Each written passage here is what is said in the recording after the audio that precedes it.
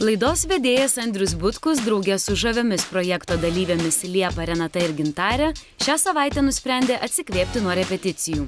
Smagi kompanija patraukė į Vilniaus Vokiečių gatvėje įsikūrusią Solisan Saulės studiją. Tikslas – gražus ir saugus įdegis. Kol merginos rinkosi tobulą įdegį užtikrinančius kremus, Andrius suskubo išbandyti naujienos. Vienintelės Lietuvoje Megasun kabinos. Soliariumo ekspertas liko sužavėtas ne tik kosminio aparato dizainu, bet ir modernė valdymo sistema.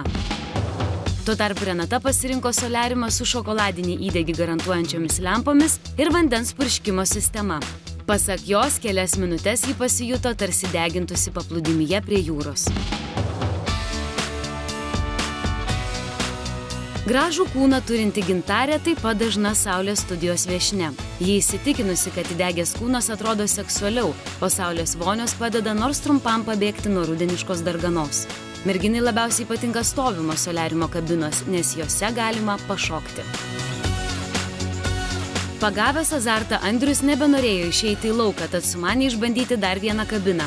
Šį kartą stovimą ir su vibro plokšte.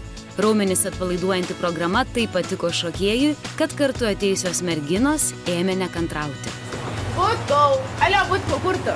Ar tu greitai?